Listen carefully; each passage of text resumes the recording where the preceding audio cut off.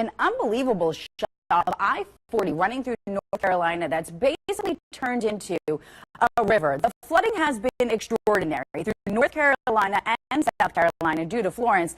That's certainly going to be this storm's legacy. Now, here's a look at updated rainfall totals. They're still going up. We still had some bands move through yesterday. So it's even higher now in places that have already had their all-time record rainfall. So places like Wilmington, you're now up to 26.58. Swainsboro, 34 inches of rain fell with this storm. And Marion, South Carolina, you also had an all-time record rainfall, and you're close to 20 inches.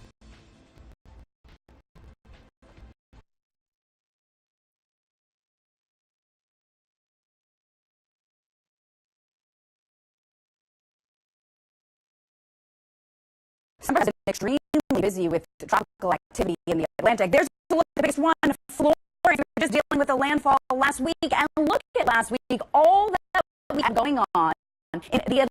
Well, it's all quieted down. A much different picture lurks today in the Atlantic. Just Joyce way out there, and it's not expected to affect anyone. Now, we do have some waves coming off the coast of Africa, but they're at a very low latitude, below 10 degrees north, and typically we do not see development that far to the south. There's a look at our usual area of development in September. Now, the season's not over. October, that's where we typically see storms track. That's a favorable area of development coming off the Gulf and along the western part of the Atlantic. So keep that in mind. We still have until November to go. We've passed peak season, but October, we could still have some more activity.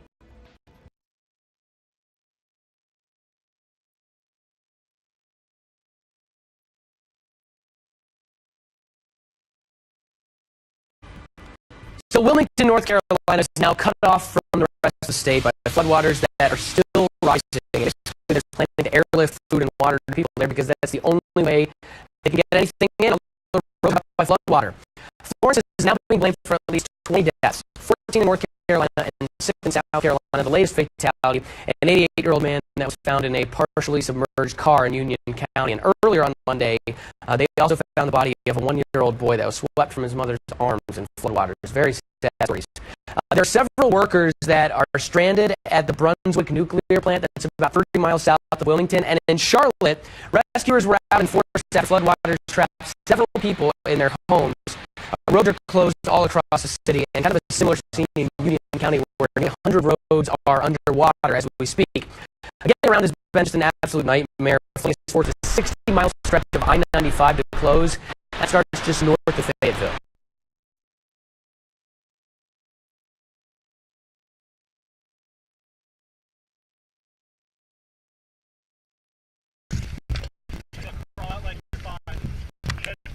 NASCAR. On the other side. Cal 2-1. Miller. Attack. Down the river. There you go.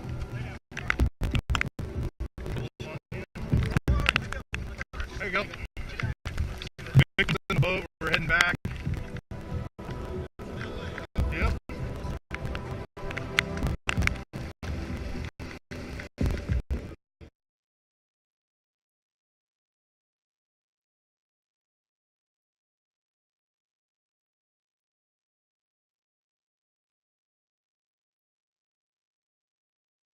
A tragic death in the wake of Hurricane Florence. The body of 1-year-old Caden Lee Welch was recovered Monday after an extensive search, according to the Union County Sheriff's Office. The toddler was swept away in Monroe, North Carolina on Saturday night.